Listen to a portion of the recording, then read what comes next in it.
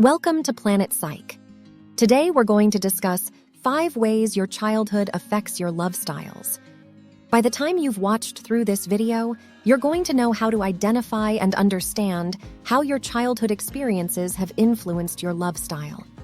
Hopefully, this will help you understand yourself and others better. Okay, here we go. Did you know that according to psychologists, your childhood experiences have a profound influence on the type of relational person you'll be in your adulthood? In this video, we'll identify the 5 ways your childhood affects the way you love in relationships.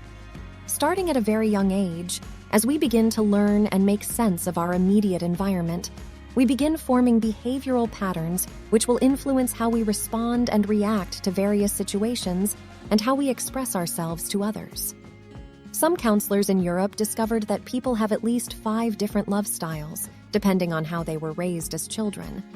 A love style can be defined as how a person is inclined to respond to their romantic partner. When we understand our love style, this can help us see what really motivates to behave the way we do in our relationships. Here are the 5 love styles which have been identified. Number 1, the pleaser.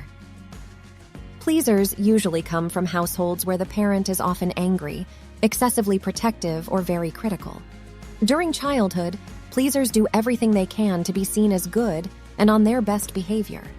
They do this in order to not provoke a negative response from their parent.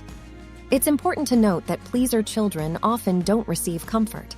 However, a lot for their time and energy is spent giving comfort to the reactions of their parent.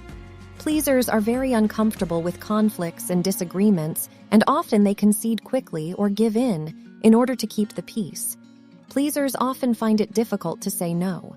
In order to avoid confrontation and minimize conflict, they often are not truthful or tell lies.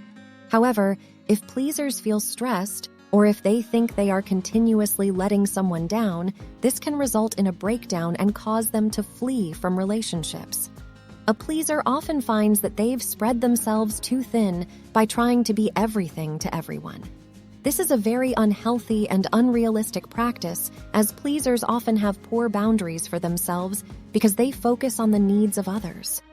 The best way for pleasers to sustain healthy relationships is for them to be honest about their feelings instead of just doing what they think is expected of them.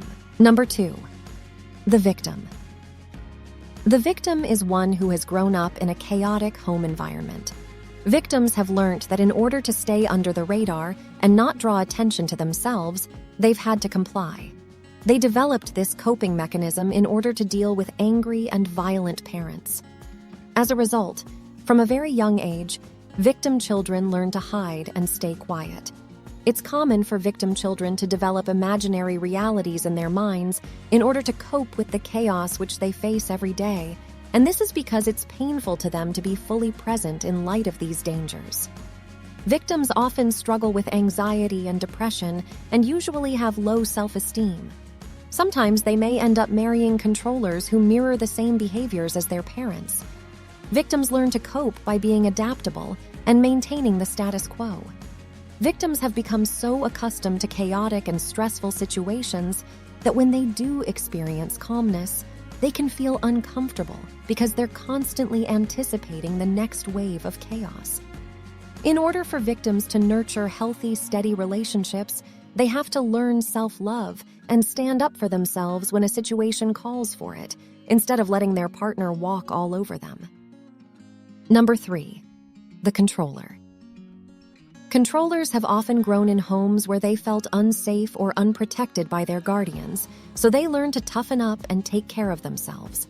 It's important for controllers to feel they're in control of their environments or situations. This is a mechanism which they've developed to prevent the vulnerability they experienced in their childhood from being exposed in their adulthood. A controller believes that he or she is in control as long as they can avoid suffering feelings of fear, despair, and humiliation. Interestingly, controllers use anger, one of their primary weapon for attaining and maintaining power. Some other characteristics of controllers are that they can be rigid, they can also have bursts of unpredictability, and stepping out of their comfort zones makes them feel weak and unprotected, so they avoid that too. Controllers tend to get angry if things are not done in the manner they prefer, and they also like to solve problems on their own. The best ways for controllers to manage healthy relationships is if they can learn to let go and allow others to be who they are, and also to manage their own anger.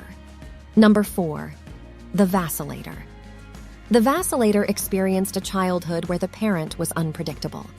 Vacillators were almost never prioritized by their parents during their childhood. Through this lack on consistent parental affection, vacillators developed a deep fear of abandonment. When the parent eventually gives them time and attention, vacillators are often too angry or tired to receive it. In adulthood, vacillators have a tendency to idealize new relationships. This is because they try to make up for the consistent love which they were starved of during childhood. Vacillators regularly feel misunderstood and experience a lot of internal conflict and emotional stress in their relationships. They are highly perceptive and sensitive, and this enables them to pick up on even the tiniest changes in others and can detect when others are about to pull away for flare-up. For a vacillator to nurture healthy relationships, they need to learn to pace themselves and take their time in getting to know someone before committing, as they'd risk being hurt by their own expectations. Number 5, the avoider. Avoiders grew up in environments where they did not receive enough affection or comfort from their parents. Usually, they come from households that prioritize independence. Avoiders learned that they had to postpone their needs and feelings from a young age so that they could manage their issues of not receiving comfort from their parents. Avoiders tend to be more logical than emotional, and they prefer their own space. Avoiders can get quite unsettled when those around them have emotional outbursts or are moody. For avoiders to nurture healthy, stable relationships, they need to learn how to express their emotions genuinely and open up. Which love style do you identify with? Let us know by giving us a thumbs up and leaving a comment. If you know someone you think will enjoy this video, please share it with them. It'll really help us out. Here at Planet Psych, we post videos almost every day on all things related to practical psychology, understanding the human mind, improving mental health, and becoming free from limiting behavioral patterns.